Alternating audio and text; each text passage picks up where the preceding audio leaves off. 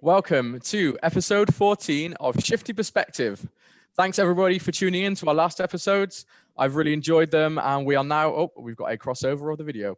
We are now on YouTube, so please check it out. We've got Dr. Nichola Conlon and Richard Teebay joining us today. My friend Rich works with me, and he is jumping in because this is a subject that really interests him. We're talking about longevity, health span, and life extension and health in general. And Dr. Nichola Conlon is a pioneer in the field of life extension, longevity, health span, NAD, lots of interesting things. So this should be a very interesting episode. I hope you enjoy. Let's start off. Nichola, do you want to introduce yourself? Yeah, hi. Thanks for having me, first of all. As mentioned, I'm Dr. Nichola Conlon. I'm based in the UK. And in a very quick summary, my expertise is in the science of why we age, or more the science of why we get sick as we age. I'm a scientist by trade, but I've sort of had an interesting career path where I've gone from being an academic that purely did research into science and the science of aging and molecular biology. Then I moved into drug discovery and drug development. And now I actually have my own company called Nichido, which I founded to basically translate all these recent scientific breakthroughs in the field of aging into products and services that can help people live healthier for longer. So yeah, in a nutshell, that's what I do. Awesome. How long have you actually been interested in this kind of field? Because did you start off with the drug research? Were you aware of anti-aging or longevity and that kind of thing, or did you start off just as in general into biology?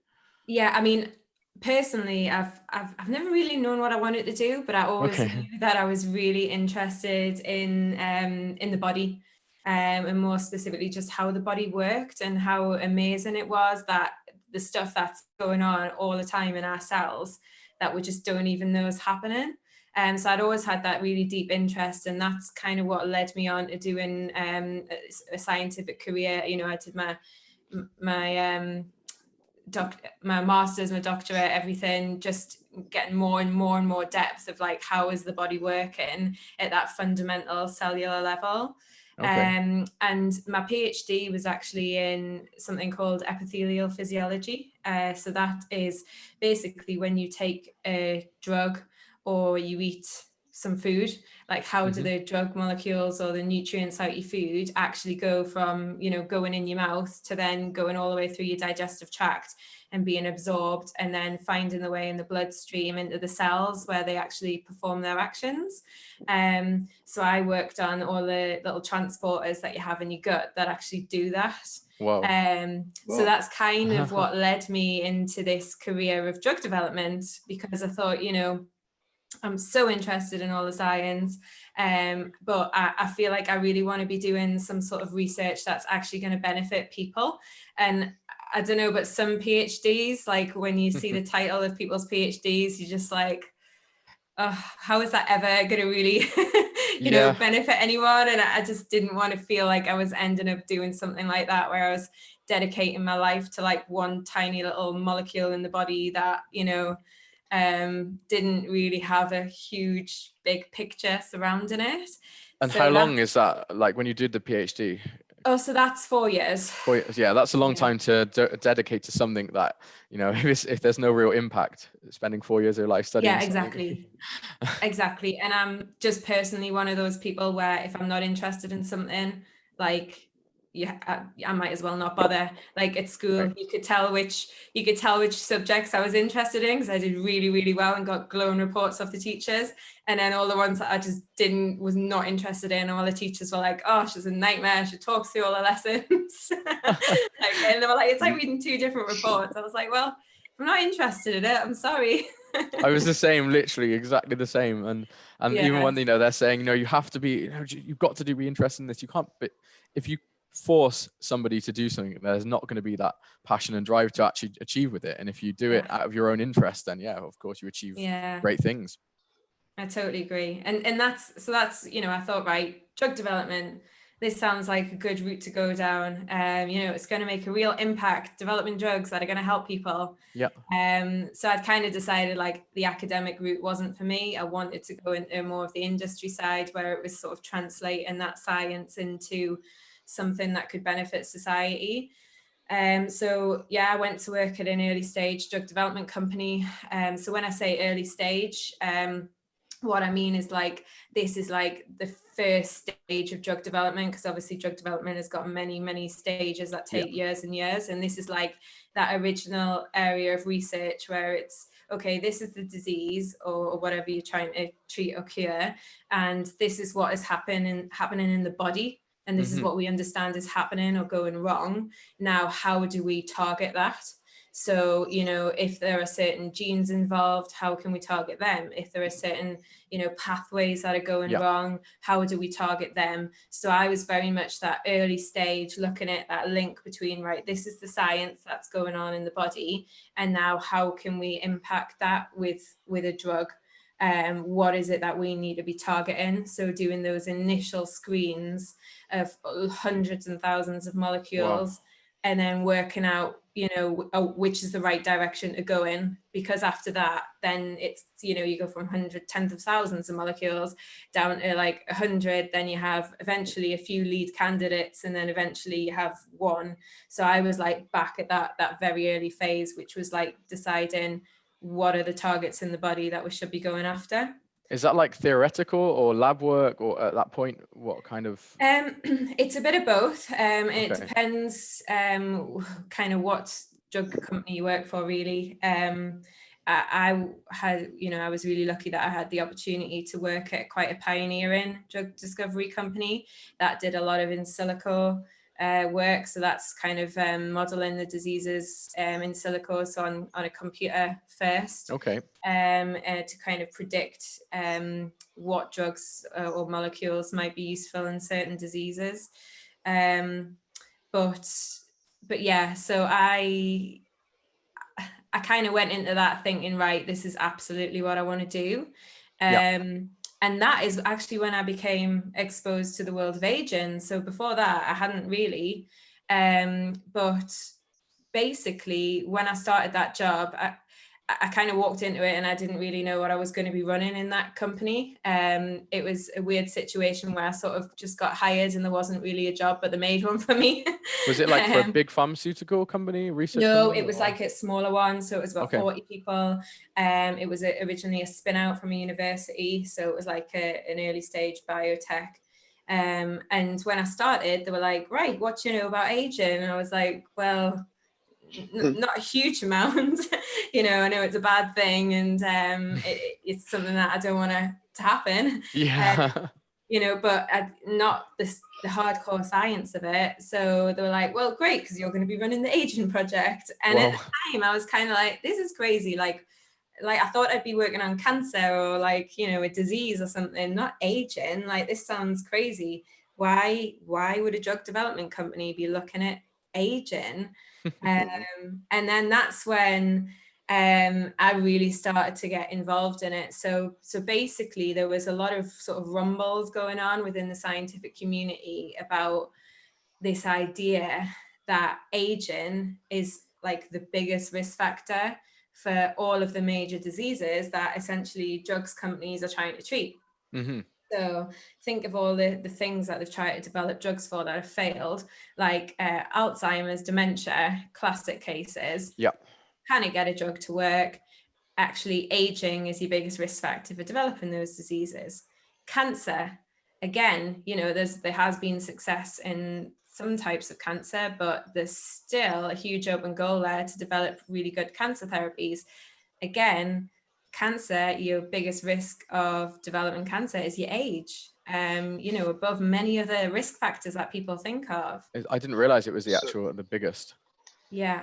So it's quite scary, actually, because I can't remember the paper, but there's a paper that basically shows all of the like major diseases that we kind of suffer from as a society, and it's got all these graphs, and basically it just shows age along the bottom axes, and then like your risk of getting this disease, and it's like basically hit 50, everything like just shoots up.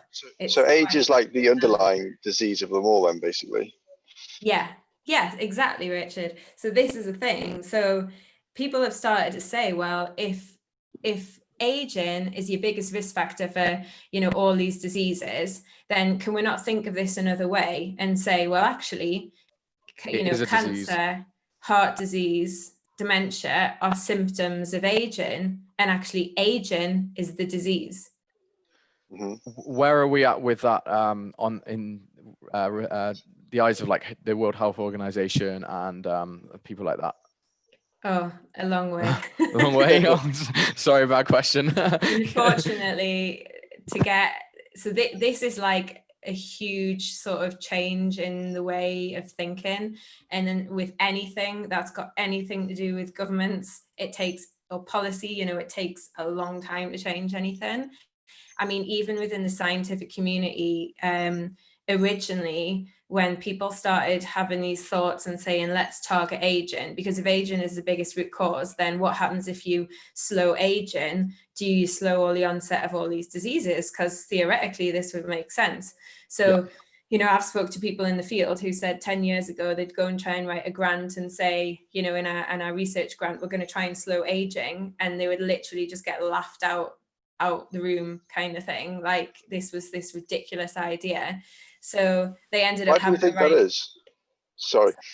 I think there may be a little bit of a lag. That's okay. Why do you think that is? Why do you think it is that on one hand, some people like that will get laughed out of the scientific community for proposing that kind of thing? Yeah, on the other hand, actually everybody is quite concerned with aging at the same time. Like there's all these anti-aging creams, or should I say like to slow down aging, like, you know, to keep your skin looking young, and people who can afford it, certainly like celebrities and that, who go have like things done like cosmetic surgery to make themselves look younger. Like so it's like on one hand everybody is concerned with age and like does things to try and combat it, but then on the other hand, when you get down to actually really trying to do something really real about it, like it's kind of like laughed at and mocked as like something that actually nobody can do anything about. What's the reason for that, do you think? I mean, the main reason is that obviously you talk about face creams and things, and I think actually a lot of people buy them with the hope that they might work, but really deep down they know they're not going to. But with the science side of it, the reality is that scientists, you know, even scientists that worked in the field of aging did not believe that it was possible to slow or reverse aging. You know, they didn't even think it was possible. So why? Just because no one had really demonstrated it. Okay.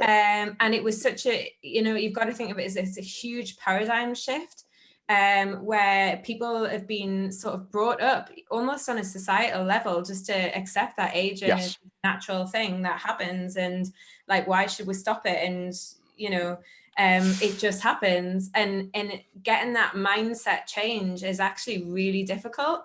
And I think what we're seeing now actually is what we saw with cancer like quite a while ago, because originally, you know, people got cancer and everyone just went, oh, well, you know, it happens. Yeah, and you can't do anything about it, so we'll just, you know, let you die and we'll not try to treat it. And because it was believed that that was just a natural thing that happened and there was nothing you could do to stop it.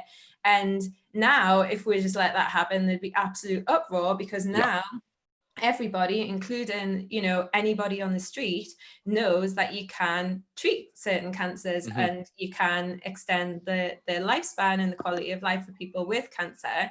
And I think what we're seeing now is the beginning of what people saw back then with cancer, when it started to become acknowledged that actually you can treat cancer and this is not a death sentence and there's things you can do. And I think in the future, this is how people will think of aging, because they'll say, actually, there are things you can do, and what, like, it's almost unethical not to do it. And I think if you were to answer your question, I think the reason for the change is because back then nobody had demonstrated that it could actually be done. But over the last 10 years, there have been really, really significant scientific breakthroughs that show that actually not only can you slow aging, you can actually reverse it. So like take old cells and make them young again.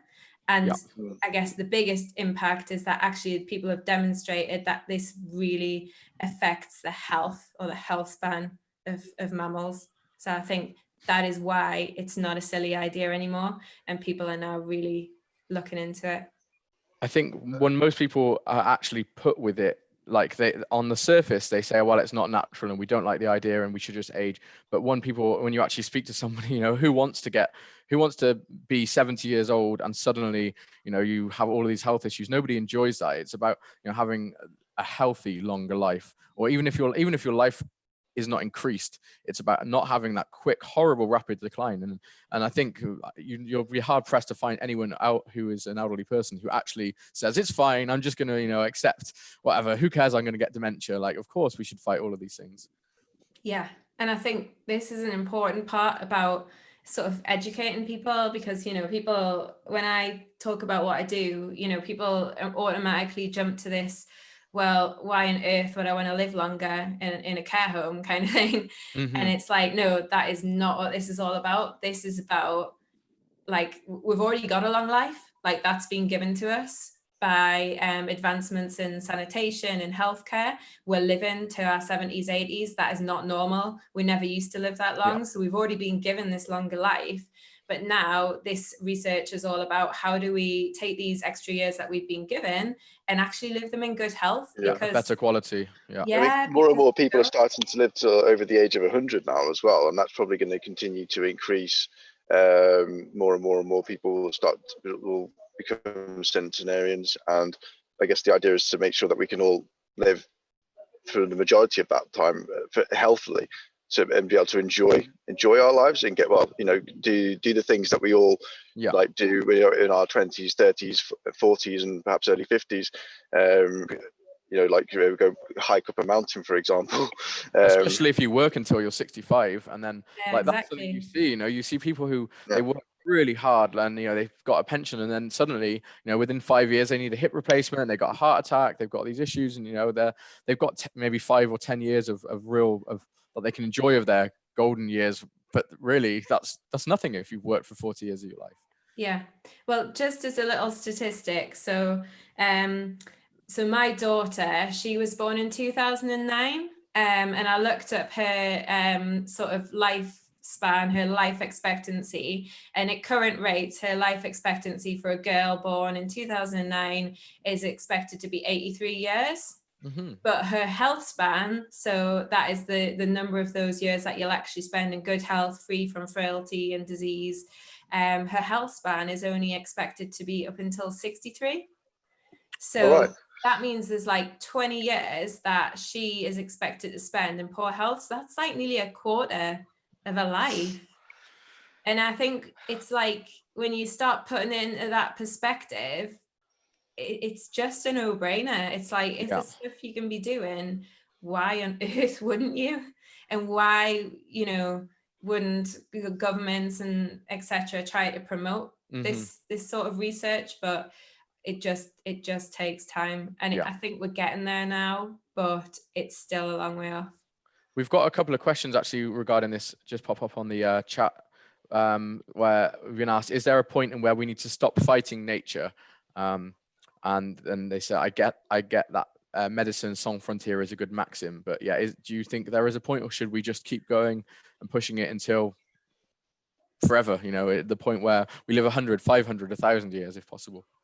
Yeah, and it's a very difficult question to answer, but I mean, everyone has a different view on it. And the way I kind of view this is that if you went back a couple of hundred years and said, well, should we improve sanitation, and should we start putting drainage and things in place, and should we develop antibiotics, like no one would be sitting here now looking back and going, oh, well, that was a crazy idea. Like, why the hell did we do that? Because look, we're making people live longer. So like, we're already in this situation because like humans generally keep trying to advance themselves.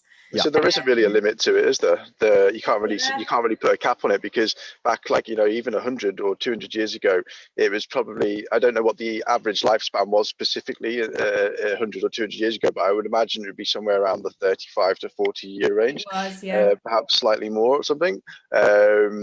And 30 to 40 years. Yeah, I just checked that out. So then that would have been considered like normal, and to have a conversation similar to this back then about what we could do to make people live longer, but also live healthier lives as well.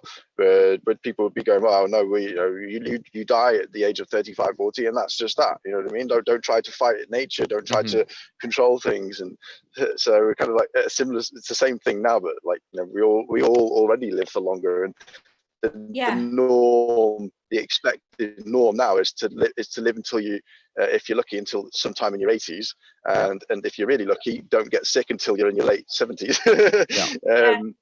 Exactly. So we're in this situation of having people living longer. Yeah. And my view is it's unethical not to help people live longer and better health, like if you can, like, yes. Yeah. So. Yeah, and obviously we're always advancing, so we're always going to be in this situation where it's like, well, what's the next thing? Do you think when people were aging before, so when the lifespan was say 40 and then 50, I guess it's in the early 20th century, the effects of aging, like the physical effects, do they just increase like as our age, so like when people were dying at 40, and that was old age because people were living between 30 and 40. Do you think people in their 40s were more physically aged, like, gray hair and more haggard and cataracts, what people now would be getting in their 80s? No. So the way I always describe it is that aging is actually quite a new thing. So if you go back to, a couple of 100 years ago and our ancestors, when they were only living to age 35, 40, they weren't dying from old age like we do, like now on a death certificate, died of old age kind of thing. They were dying of things because, they didn't have sanitation. They died during childbirth. They didn't have antibiotics and the kind of nutrition and medicines that we have now. So actually, they never really experienced aging and age-related diseases like we do now. So this is a novel thing then, really. Yeah, and the thing is, it's like if you look at aging, it kind of only makes sense if you look at it in sort of together with evolution. So our bodies have obviously evolved to be the way they are, and they've evolved to be good at being young, but not good at being old, because we've never had this opportunity to be old. So natural selection hasn't selected for genes that make us good at being old. All our bodies are designed to be good at being young, to basically get to reproductive age and, mate, pass on our genetics to our offspring, and then almost like our body ceases to be useful. And that's also known as the disposable soma theory of aging, which is basically that our soma, our body, is like disposable.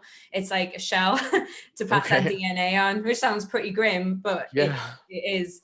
It's a shell to pass our DNA onto the next generation. And once that purpose has been fulfilled, it doesn't really matter. Like, why would our body invest all this high energy into repairing itself and into old age when it's kind of fulfilled its purpose? So the sorts of things have developed technologically faster than we could evolve. Yeah, basically. Totally, exactly that. We actually got another question coming, which is actually really, I guess, similar to what we've just been talking about. They said the evolution of bacteria/diseases is leading to stronger, more virulent strains. How do you ensure that anti-aging processes don't have similar longer-term effects? Well, I guess if you look at it, if we were bacteria, it's looking at making us stronger and more resilient. True. Yeah. So kind of what bacteria and things are doing is kind of a very, very fast forwarded version of us, because they obviously multiply much quicker than we do. So their sort of rate of natural selection is much, much quicker. And really, if you were to go thousands and thousands, millions of years from now, to the human race, the same thing would happen to us, because we're living longer. So the people who live in longer and able to, say, breed into their 40s and 50s, they're the ones going to be passing on their genetics, and those good genetics for, you know, super centenarian genetics that allow people to live longer in good health are going to survive longer than the ones that actually are good at being young but not good at being old. So it's kind of the same thing. Okay. Have you done much? Do you do much research in your work into the centenarians, super centenarians? We don't personally, but I do follow it, and I know there are some groups in the US that do a lot of research into specific populations of people, and looking, you know, what is it that's slightly different about their genetics that, you know, makes them live longer. And also lifestyle is a big thing as well. Yeah. We one of the things I was reading up on was to do with the heat shock proteins, and that they found that the super centenarians naturally released heat shock proteins rather than people who would, you know, you get them from sauna and other various methods. Yeah. Is that something that you study with that as well, like using heat shock proteins or cold shock proteins? Yeah, I mean, in general, something that I'm really interested in is this idea of something called hormesis, which you might have come across, which is kind of the same idea as the reason people go in saunas and cryo and things like that. And it's this idea that actually a little bit of stress is actually good for the body. So if you look at all the things like especially the lifestyle interventions that are actually beneficial for anti-aging or aging well, so things like sauna, cryo, exercise, fasting, what all of those things do is actually put the body under stress. They're not like nice things. Yeah. And you know, when these things happen, so take fasting and exercise, because they have quite a similar mechanism. So basically, as the cells become energy depleted by these mechanisms, that like triggers the activation of it's like an energy sensor in the cell. It's called AMPK. And what that does is it then sort of sets off this signal in the cell to say, well, the cell's under stress, like we've got to conserve energy, there's no energy coming in. So it activates multiple downstream pathways that tell the cell to almost stop being wasteful. So it's like there's no nutrients available, there might not be any more nutrients coming, therefore instead of being wasteful, what we need to do is start recycling things in the cells. So that's like something called autophagy, where it takes broken cells and it recycles them, and kind of uses the parts again almost. And then other things such as, let's, you know, instead of sending a cell off to be degraded, why don't we try and fix it? So it activates things such as DNA repair, and other cellular processes that sort of act as like this maintenance mode. And it's simply because the cells, you know, it's going back again to our ancestors where we weren't able to have a meal every couple of hours. And sometimes what happened is we went for days because we didn't catch a cow or whatever you hunt for back in the day. You know, we didn't have any food, and our cells had to survive. So that's like an ancient mechanism. But if you look at a lot of the things, the lifestyle interventions that are beneficial for aging, they activate these same evolutionary conserved pathways that actually switch on all these longevity genes. Do you think doing those things, you notice it like actually firsthand? Because like for myself, I pretty much ticked off everything when you were listing it. I do sauna, I do cryo every week. I exercise, I do intermittent fasting every day, and I feel great, but I'm never sure, you know, what if one of those things is helping more, or if it's like more of a psychological thing because I know I'm supposed to feel good. Do you know, like, are there any trials to show the effectiveness of it in a younger age, of it actually having a direct impact and, you know, repairing your body and things like that? Yeah, and this is one of the things that, you know, people say a lot, because they're like, well, I'm doing all this stuff, but like, how do I know it's working? Yeah. And it is hard, because generally if you're young and you are in good health, like the benefits are normally subtle. And Yeah. you can't really fast forward to the future and look at your future self and go, oh, well, it's all right because I know that's going to pay off. So kind of what you have to do is trust the science and trust what Yeah. the research that has been done in older people, where they've took older people and like reversed the effects of aging, and also in unhealthy people, because unhealthy people are kind of like an accelerated version of aging. So if you look at a lot of people with like cardiovascular diseases, metabolic diseases, diabetes, they've kind of got accelerated aging as well.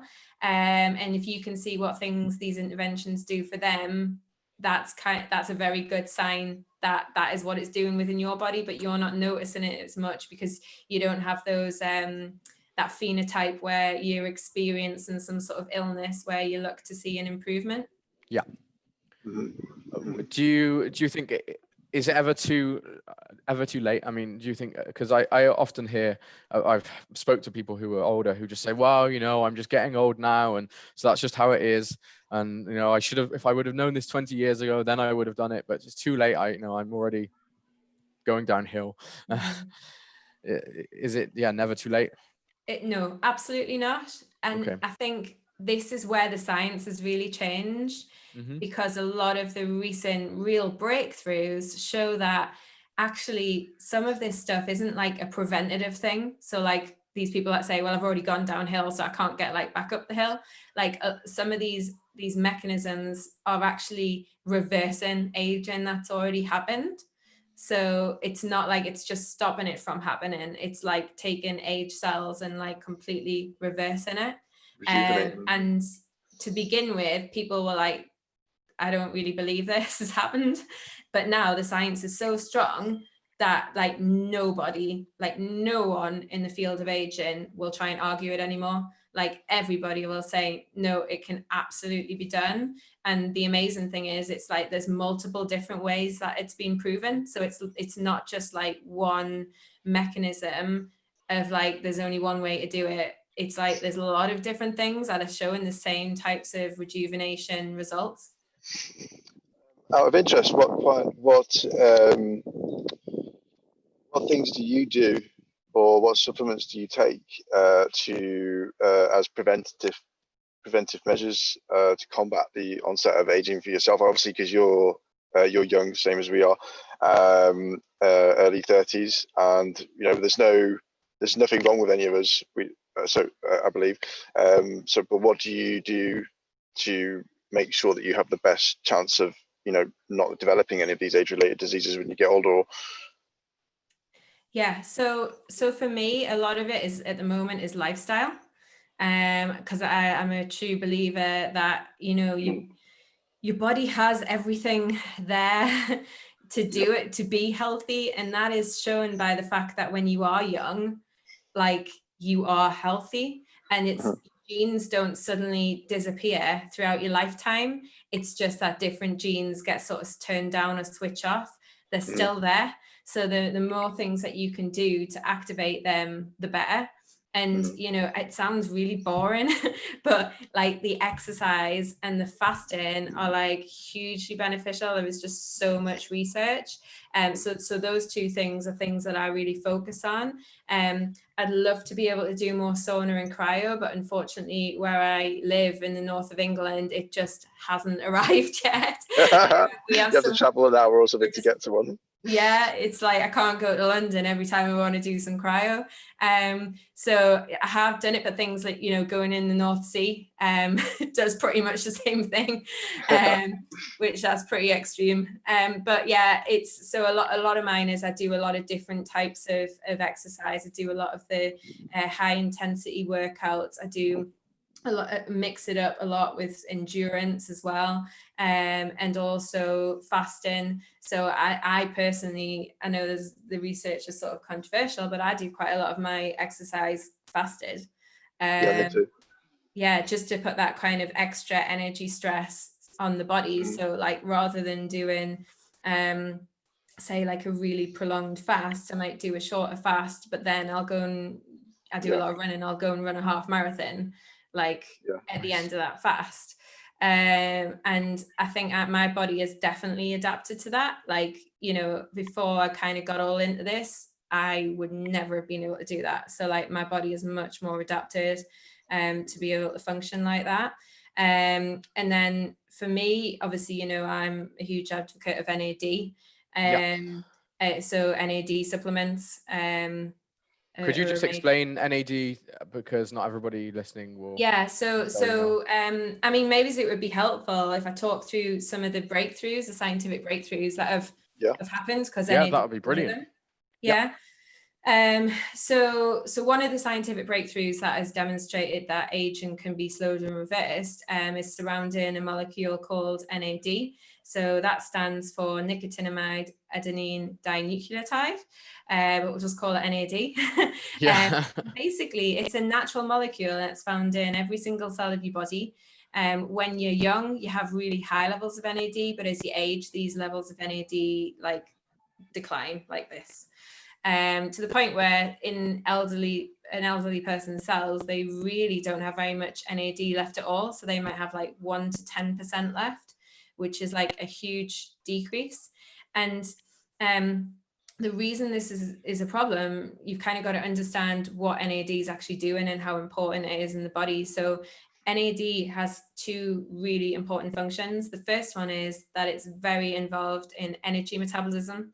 So it's involved in glycolysis, the Krebs cycle, all of the things that basically turn the food that we eat into the energy in the form of ATP that your body needs to survive. And it's so fundamental within those reactions that if you don't have any NAD in your body, you'd literally dead in 30 seconds. So obviously it's really important. And for a long time, it was thought that NAD was just really important for energy metabolism. But more recently, it's been found to also act as more of a signaling molecule. It kind of acts as like a sensor in the cell and its levels go up and down. Interestingly, it's one of the things that's activated by fasting, exercise as well, these energy stresses. So what it does is when you have high levels of NAD, it basically switches on a lot of different cellular maintenance and repair pathways.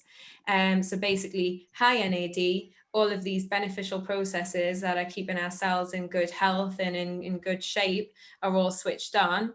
And then low NAD, they all get switched off. The maintenance and repairs not happening, the DNA repairs not happening, you get cellular damage. So when you're young and your levels are high, it's basically like your cells are getting highly maintained. And as your NAD drops as you get older and it gets lower, then all of these beneficial maintenance and repair things get switched off. And that leads to disease and all of these other issues. Right? And that leads to a lot of cellular damage and DNA damage, mitochondrial dysfunction. And these are all very, very well known things that cause aging and a lot of other different diseases. So scientists sort of said, well, you know, if you've got this molecule that's so important and it's declining and it's causing all these problems, then what would happen if you don't let it decline? So if you made it high or kept the levels high in cells as you age. So that's exactly the experiments that were done. They were, you know, mammals were given supplements that kept their NAD levels high as they got older. And basically, you know, what they saw was that mammals initially that kept their NAD levels much higher just didn't get this age-related decline that their, you know, same age counterparts did that weren't keeping their NAD levels high.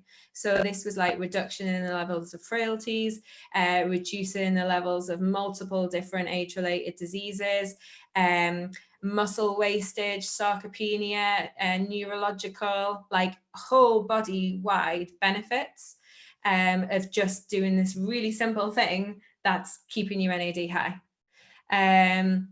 So that was kind of one of the real breakthroughs, was like, oh my goodness, you can really have an impact by doing something really quite simple. So at our company, Nachido, that's one of the first things that we've kind of focused on. The other thing that I am really excited about is something called selective senolysis. So this is all about getting rid of these problematic cells in your body called senescent cells. And most people probably haven't heard of senescent cells, so I'll kind of do a little bit of a description of what they are. But remember when I kind of said throughout evolution, our bodies are good at being young and having all these protective things to keep us healthy so we can pass on our offspring, but then they're not good at being old. Well, senescence is like this perfect example of something that's beneficial to us while we're young, but not while we're old. And what senescence is it's if you get a certain amount of DNA damage essentially in your cells, sometimes your cells can fix it, they can repair it, but sometimes you get so much damage that the cells like literally are write off, and it kind of sets off this alarm that says, right, we've got to shut this cell down really quickly before effectively it becomes cancerous. And starts replicating and controlled. So what happens is the cell essentially goes to sleep. So it enters a state of senescence. So the cell doesn't disappear. It just like shuts itself down. So it's like a factory just getting closed down and just left to go derelict. Now, while we're young, that is really, really good because it's really good protective mechanism against, you know, like cancer. Especially in other What diseases. ages is this when you say while we're young? So like before the age of like 40, 50s, like, you know, it really is protective, because it's like just this really quick shut down a cell because it could become a problem. Now, when we were dying aged 40, this wasn't a problem because, you know, it protected you so far and then you pretty much died of something else. But now we're living longer. Actually, by the time we get into elderly ages, we've got so many of these senescent cells sitting in our body. Like it's estimated that there's about 30% of the cells in the tissues of your organs are actually made up of these senescent cells. So the first obvious problem is that in your tissues, so let's say like your heart, your lungs, 30% of the cells that are there are not doing the job they're meant to. So this is why you get a lot of like organ failure as you get older and weakness, because the cells just are sitting there like empty factories. So this is every cell in your body, or like this is not just organs, this is across everything. Your everywhere. Skin cells, why skin gets weaker, why your muscles fatigue and get waste away. Yeah. Even your fat has senescent cells. So like everywhere. So that's one obvious problem. The other problem that is the one that's kind of more of a bigger breakthrough is actually these cells aren't sitting quietly. They're actually secreting loads of inflammatory cytokines, so like inflammatory junk basically. And they're kind of like rotten apples where like one goes bad and then it secretes a load of inflammation and that signals to the cells around it to also become senescent. So you kind of get this, it's called a bystander effect, or it's like it multiplies the problem. And this is thought to be one of the reasons why elderly people, or as you get older, you get a higher level of inflammation, just general inflammation in your body. So yes, you've got these cells, they're basically not doing the function and they're secreting a load of inflammatory junk into the body, which is not a good thing. So again, scientists were like, right, what happens if we get rid of them? Yes. So initially they did these really groundbreaking experiments in mice. They basically were able to give the mice a drug which selectively removed these senescent cells from the bodies of old mice. So they only target the senescent cells, and there's so they're selective senolytics. So this one was very selective because it's kind of I won't explain it here, but it's a genetic modification, which means you can literally just turn something on and off that destroys only the senescent cells. Okay. But when they destroyed even just a small amount of these senescent cells, like not all of them, like 30% they eliminated. So like 30% of the 30% that was senescent. So not a huge amount. These mice literally went from like old, like hunchback, like hair dropping out, gray, like little old man mice to like young again, like the same animals were then running around like young mice again. I've seen some pictures of that actually. I think who was it? What is his name? Oh my god, I've got a blank now. Who was who wrote the lifespan, David Sinclair. David He Sinclair, put some, yeah. he put some Yeah. things up a while So ago. I mean, these are like that is like true rejuvenation. And again, this is like something like a treatment where you like have this one treatment, it eliminates them, and then it's like a prolonged lasting effect. And the benefits to these mice were just astonishing. So removal of senescent cells is another big thing. The real challenge now is actually developing drugs that will selectively remove them, because obviously you don't want to like target healthy cells. So I think for me, that's the second most exciting thing. And then the last one I'll mention is something called epigenetic reprogramming. So this is an idea that the genes that you have in your cells, like you've always got them. So like, it doesn't matter whether it's a hair cell, a skin cell, eye cell, they've got the same genes in them. They just switch on or off different genes depending on what cell type they need to become. But they all start off as a stem cell. And then the stem cell gets a signal to say, you know, switch these genes on to become a skin cell or whatever. What's been demonstrated is that you can take a fully differentiated cell, like an eye cell, and that actually you can reprogram it. So you can turn sets of genes off and on to basically take it back to a stem cell again. Whoa. So this has been done already? Yeah, so this has been done. So the guy, Yamanaka, who discovered it, got the Nobel Prize for it. And it, you know, it's very well established how you do it. And the really interesting thing is, to do it, you only need to really change like a couple of genes. So that's really, really interesting that it's quite simple. So in terms of aging, obviously we don't want to do this epigenetic reprogramming and turn us all back into a pile of stem cells, because like we melt.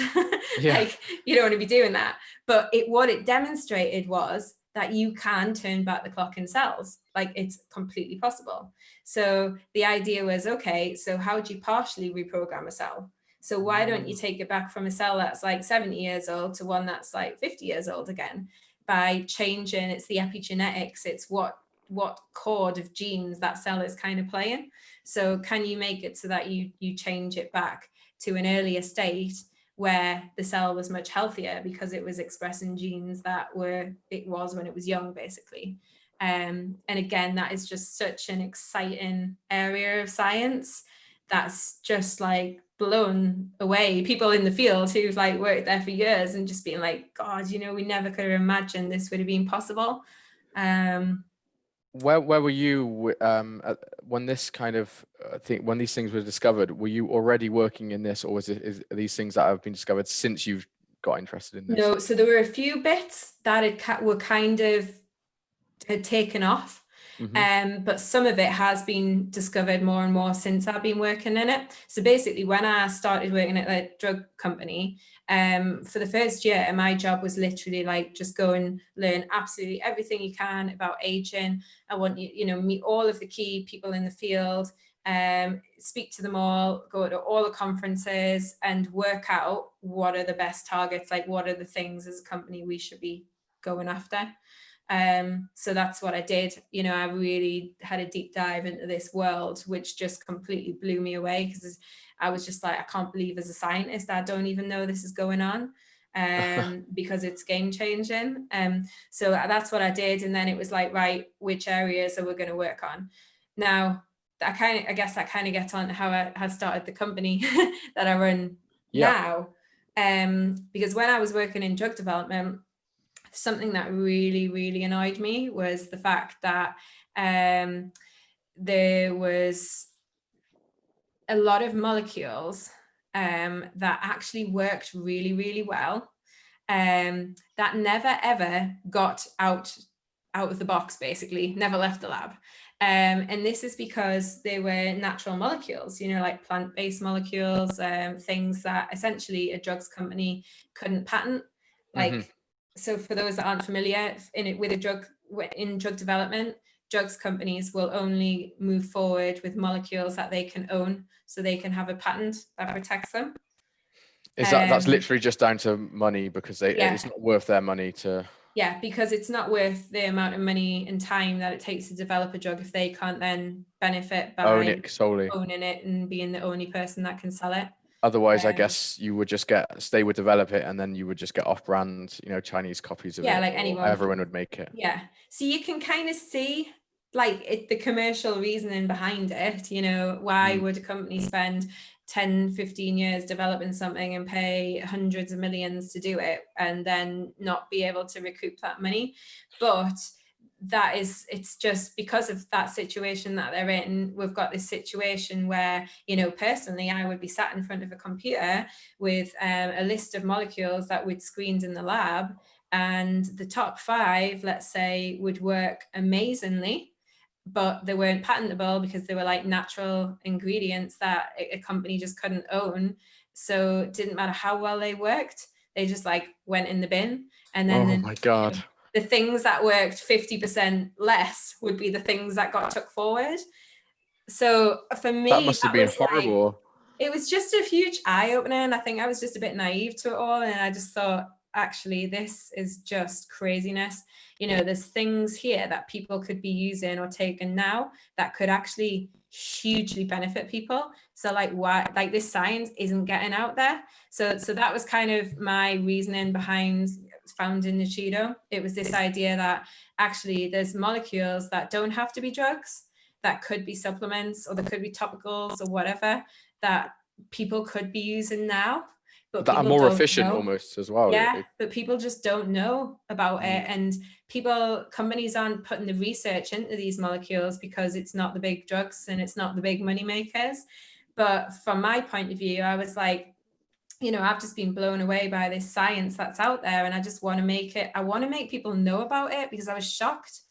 I have quite a few friends that are quite high up in the NHS and consultants, and I would like talk to them about senescent cells like they knew what they were, and they'd look at me like I was some lunatic. And I was like, you've got no idea what I'm talking about. And I'm thinking, if this is the people like leading our healthcare and they are so far behind on what's that's actually scary happening in the science, that's quite worrying. So the purpose of my company was like, I want to bring the science out much quicker than it would take going down the pharmaceutical route, but bring it out in products and services that people can use now, but can actually be confident in the science behind it, because unfortunately the supplement world is characterized by quite a bit of snake oil and distrust with it. Do you think, like, are you experiencing a change in that? I mean, obviously you wouldn't still be doing it if it wasn't going well, or going positively at least. But do you notice a distinct change in people's awareness around all of these things? I think the awareness is changing. I think people are, consumers are becoming a lot more. I think because of just the internet and social media and things, people can learn things quite easily, and people are beginning to understand that actually they want to know what's in their products, and they want to know how things are working, and they want to know it's like the best thing. So yeah, it's definitely getting better. I think it's still a long way to go, but I think that's where we kind of consider ourselves like pioneering in this field, just because there's not that many people doing it. A lot of people within the longevity field sort of say to us, well, like, you're an expert in drug development, like, why are you doing supplements? And I'm like, because drugs will take 15 years, the best things won't get to market, and how many people are going to have died, had age-related disease in that time, when there's stuff that could be doing now that's got just as good science behind it, it's just not got the drug label on it. How can people actually be aware of it? Like, how do you bring this to the outside of the longevity scene? Because I mean, it seems I wasn't at Radfest, but I know you and Rich were both there, but from what I've been told, it's definitely more fringe. And like, how do you bring it from being fringe, where people who are into it are really into it, but then your average the listeners of the podcast, your average person who's maybe into like health and fitness but just has no awareness of this, how do you get that to them? I think a lot of it is literally education, and for me that is like a big, as well as our company, being a commercial company that sells consumer products, a big thing for us is the education side of it. it is like doing things like this where we make people more aware of it, and, you know, speaking with groups of people who've never been exposed to it at different events and stuff. And that for us is a big thing, because the amount of, you know, talks that I've done, which aren't really technical, you know, they're very much geared towards a layman who's never experienced this, and I just kind of get them to think differently about aging. Like, I get them to think like, what, everyone knows what the word is, but what does it mean? Like, what does it mean to them? And actually, how can they think about this differently? And if they can understand why aging is kind of happening, and have a look at this view of actually look at the biggest risk factor. And like, we're now sitting here telling you there's things you can do to stop that, and this is what they are, and they're pretty simple, and here's all the evidence. Like, everybody now has had a family member in a care home, I'm willing to bet, or have some, you know, be frail, and everyone has said, I don't want to end up like that. And now we're sitting here going, you don't have to. So yeah, it's all about the education and making people aware of the science, because people really don't know about it. I've just been asked a couple of questions, which I'd like to ask you. One of them is, by what mechanism can you actually eliminate the senescent cells? So at the minute, there are certain drugs that have been shown to actually eliminate senescent cells. So the problem is that many of the drugs that are available are actually quite potent anti-cancer drugs that are kind of getting repurposed for senescence, and they have a lot of quite bad side effects. So there are drugs, and I'm not a medical doctor, so I'm not promoting anyone to go and dose with specific drugs or anything, but from a research side of it, there are drugs available that you can take that will eliminate senescent cells. However, they do have bad side effects. So the really key thing that people are working on now, and we as a company are working on, is can we identify drugs or supplements or whatever that actually eliminate senescent cells without the serious side effects. So are like, the side effects worse? Yeah, so things like so like one of the drugs that is used a lot in the experiments, senescence experiments, is something called navitoclax, which is a drug that is an anti-cancer drug, and it causes a nasty blood condition called thrombocytopenia that you definitely don't want. And the problem with these drugs is that if you've got cancer and you really you're actually dying and there's really no other alternative, then it's ethically correct to take a drug that gives these horrendous side effects, with the hope that you could extend your life a bit and have a bit better quality from the cancer. But you could never ever ethically give someone a drug like that when they're not even sick, with the hope that it's going to do something in the future. It would just never happen. So looking at either targeting locally these type of drugs. So there's a lot of research into looking at senolytics for osteoarthritis, where you might inject it into a localized site so it doesn't go around the whole body. That's quite advanced, but there's a big push to look at things that don't have these nasty side effects. So one of the real core areas that we research in our labs is looking at developing senolytics that don't have these nasty side effects. Where does rapamycin fit into this? Rapamycin is an mTOR inhibitor. So mTOR is another pathway in the body, which it goes back to this this kind of is the cell in survive mode or build mode. Okay. If your mTOR is activated, it basically means there's a readily available nutrient supply, and your cells are in build mode. They couldn't care about looking after themselves as much. They're just like build, use whatever resource we can. If you can inhibit mTOR, the idea is that it kind of turns down this build mode, and it puts the cell in this state of protect itself and recycle any damage and maintenance. So that's where rapamycin fits in. But again, rapamycin is an immunosuppressant and has its downsides. That's one that I know of people, and I've read quite a lot of people who take that regularly. I'm not sure. Rich, this is something that you probably know more than me, right? Oh, I think Rich might have some connection issues. Yeah. Okay. Well, I'll skip over that bit. I think, yeah. Rich, one more time. Can you hear me? Just nope. His signal's gone, I believe. Okay. Well, I'll skip on that bit. There was another question actually, which was asked, which is, have you looked at specific work-related effects on lifespan, i.e., what jobs will increase aging? That's quite interesting. Shift work. Shift work. Yeah. Oh, Night shift. yeah. So what that has a direct that increases aging quite rapidly, and then It's Say yeah. again, sorry, I mean, because I got distracted by something then because I was. oh, here's Rich back. oh, you're here. I think so. Oh, it's a little bit robotic. I can't hear you very well. I was asking you about your experiences with rapamycin. I can hear you, but I don't think you guys can hear me. No. I think best if I just if you just mute your mic on this one. Okay, cool. Yes, shift work. Yeah. So there is you'll have heard of circadian rhythms. So this is the idea that every single cell in our body almost has this little 24-hour clock in it.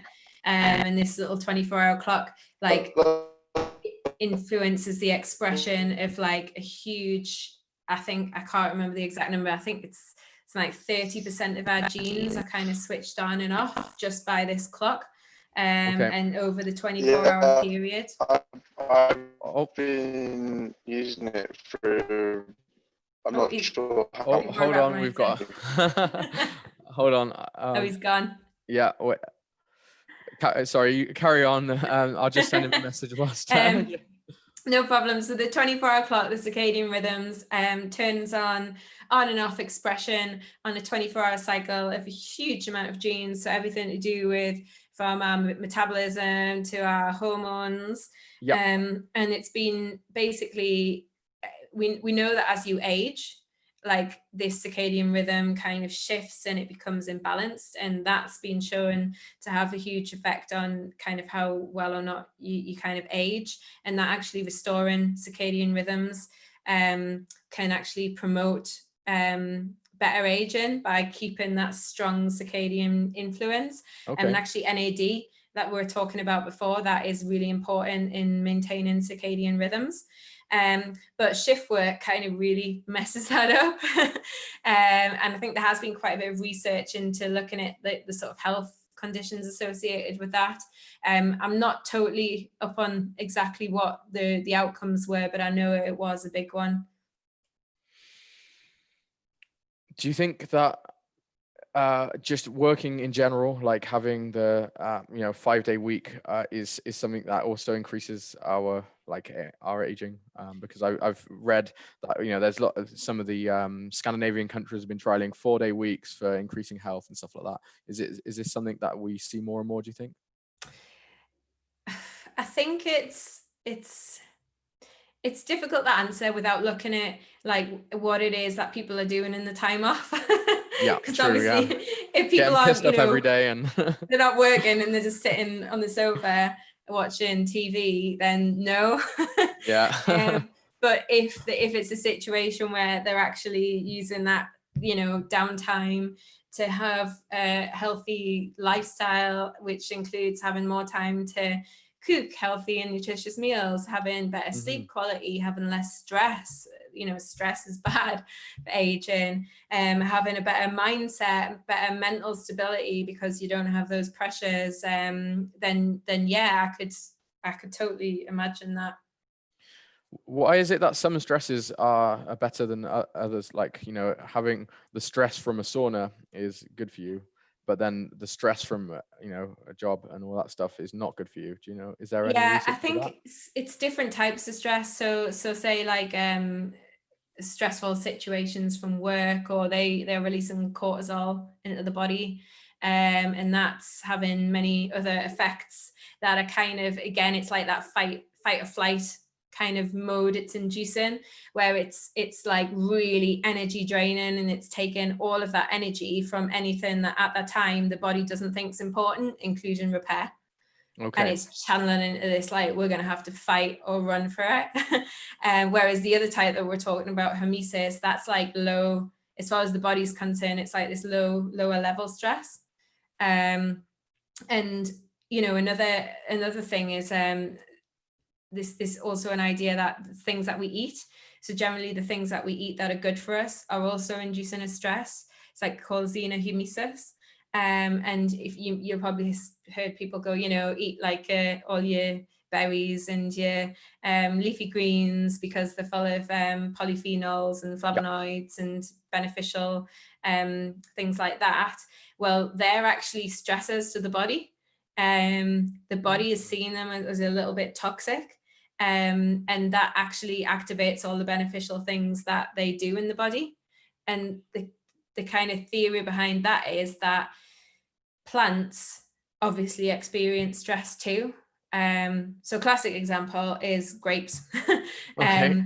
If grapes get like a fungi type infection, what happens is they release something called resveratrol, which you've probably heard of. I take that every day. Yeah, and they so they release this resveratrol, and this actually helps protect the grapes from whatever infection it is that they have.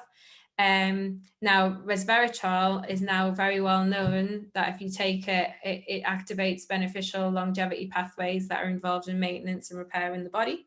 The idea is that it's kind of like, again, an evolutionary thing where a mammal is eating a plant that's stressed. It's getting that stress signal from the plant, and it's telling the body that there's something going on in the environment that's not good. So actually, we need to go into survival mode. Yeah. So that's the sort of theory behind that. So that's another example of a little bit of stress or something slightly toxic's good. Nice. Well, okay, that's very interesting. I've just been sent another question. Rich has actually just sent me a question through because he's dropped out with the call because his internet is not very good. He's in a campsite in France, so very limited there. He asked you, what led Nichola to focus her attention on NAD specifically, which ultimately led to the development of your product? And what do you expect to focus your research on next?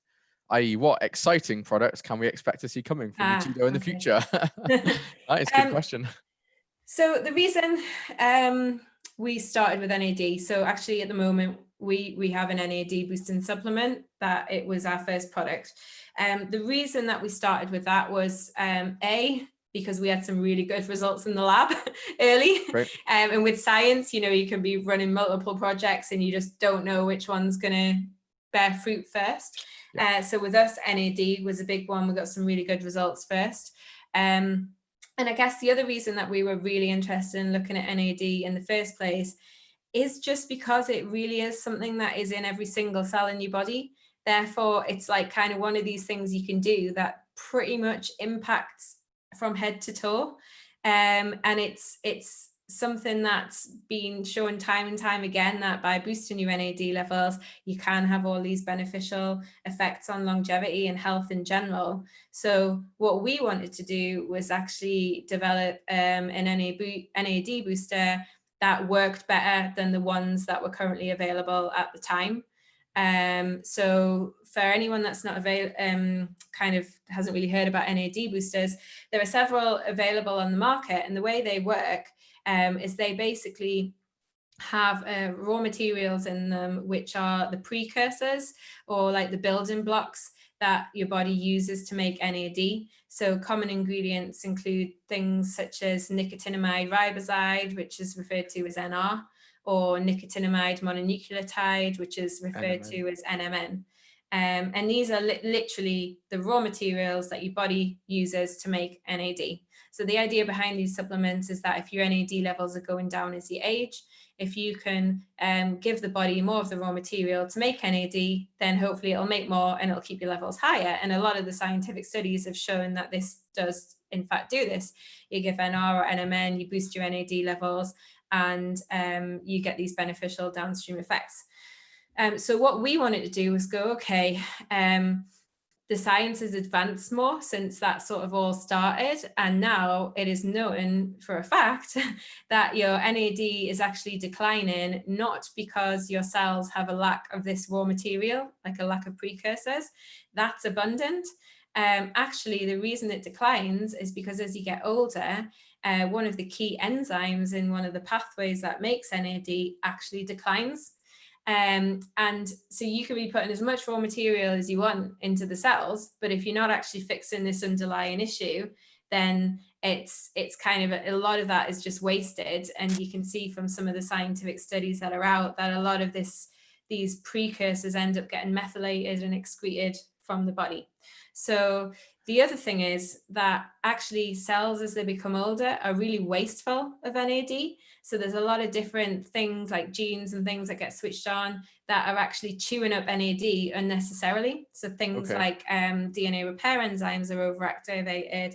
There's something, a glycoprotein called CD38, which is a huge consumer of NAD. And there's a lot of studies showing that if you can downregulate these things that have become overexpressed with age, you can also increase cellular NAD levels. So what we wanted to do is take like a multi-targeted approach to NAD restoration and go, okay, what happens if we design a combination of ingredients that actually not only puts the raw material into these cells, so like the precursors, but also boosts the expression of these key enzymes that have declined with age, and also stops the expression of these things that are chewing up and wasting NAD. Could we design a supplement that boosts NAD to much higher levels? Great. Because the other products, they boost NAD by about 60%, which is great. But when you look at how much your NAD actually declines with age, like 60% isn't really going to cut it in an older person. So with our product, we basically use this multi-targeted approach, and it boosts NAD by 242% on average, which we've tested in volunteers. So that's significantly better. And we're currently running clinical trials with larger groups of people, 30 people, to look at how, when you boost in these NAD levels, what is actually going on downstream. So like, what are the beneficial effects in the cells? So like, what's going on with cellular damage? What's going on with inflammation? What's going on with DNA repair? So we're in the middle of that trial at the moment. We've just been allowed back in the lab after COVID to do all the analysis. So hopefully we'll have those results soon. Why is this something that is able, you can do it as a supplement and research it without the same kind of boundaries as medicine? How come that's with NAD? For a supplement, basically to sell something as a supplement, your ingredients in whatever your supplement is have to be on an approved list. Yeah. So there's like categories of supplements which are called they're called GRAS, which is generally recognized as safe. So if your ingredients are basically on that list, you can put it in a supplement, and actually you don't have to do any research on it, which is pretty crazy. Like most people don't realize that. So a lot of people will say to us like, oh, well, you've only done small clinical trials on it. Like, where's the ones with like hundreds of people in it? And I'm like, you do realize that like that isn't even, it's not even like you don't legally have to do any trials. So the fact that we do a lot of trials is a good thing, because it's a lot more than most companies do. And the other really ridiculous thing, which is why people don't do the trials, is the claims that you can make on products. Because you can do all the science, but then a lot of, especially in the UK, the regulatory authorities will just say, oh, if you make any scientific claims, like it then becomes a drug, and then you've got to go down the drug route. So it's just this really stupid regulation, which kind of sets the whole supplement industry up to fail. So you have to be vague about things then, really. Yeah, because it's just like, well, what's the point of doing all this research if like you can't tell anyone about it? Oh yeah, what a nightmare. But for us, it's the ethos of our company, so we do it anyway. Great, that's amazing. We've done like well over an hour, like an hour and 15 minutes, which is great. I was expecting about 45 minutes, but I love it when it goes over. So I wanted to know, is there anything like you think is really important to get across to people who are listening, who may who have just kind of stumbled across this and just into the longevity thing now? Anything you think is really important? Yeah, I mean, I just think the most important thing is spreading the word. I mean, there is so much out there on the internet that you can research and read up on. There's a lot of books available now. And I know personally, our company, we're going to be launching more of an educational type like institute, which is like not even product focused at all. It is literally just about teaching people. Brilliant. Like the latest science, a place where people can keep up to date with it, but more importantly, a place where it's understandable to people, so that they can understand it and believe in it and be able to tell their friends about it in a way that doesn't make them sound like a complete lunatic. Because I know I'm so engaged in this world that sometimes I'll talk to people who just haven't experienced it and been like, yeah, one day we're all going to take a drug that's going to make us, we'll be living like we'll be 70 and we'll be like the health of a 30-year-old. And they just think I'm an absolute nutter. In fact, when I started the company, everyone was like, you're totally crazy. Like, you've left a really good job to have this crazy idea. Oh. And I was like, it is not a crazy idea. And like, I always laugh because my parents are like the most skeptical people, and even they're hooked now. So I was like, if really? I can get my parents hooked, right. That's the sort of litmus test. So you have them taking Nuchido, NED? Oh, they're like ringing me going, I've run out, we need some now. Brilliant. Cool. Well, thank you so much for your time. This has been absolutely interesting. You have such a really good way of putting it across, essentially complex topics in science to the layperson. I'm sure like everyone who's listening understands everything. It's amazing. Thank you so much for your time. No problem. It's always really lovely to chat about it. As you can tell, I'm really passionate about it. Yeah, well, I will definitely do this again, and I'm interested in hearing any updates on your projects. If there's any links, I will put them in the description of the video and stuff afterwards. Thank you so much. No problem. Thank you. Cool. Thank you. Hey everyone, thank you so much for tuning in. You've been listening to Shifty Perspective, and this was Dr. Nichola Conlon. We had Richard Teebay joining us. He dropped it out because of his sound, but thanks Rich for joining us as well. Please make sure you check it out. Give us a thumbs up, subscribe on the YouTube. If you're on iTunes, give us a rating, or if you're on Shifty Perspective Podbean, make sure you check it out and give that a thumbs up too. Thank you very much, and we will be back next week. Stay shifty. Cheers.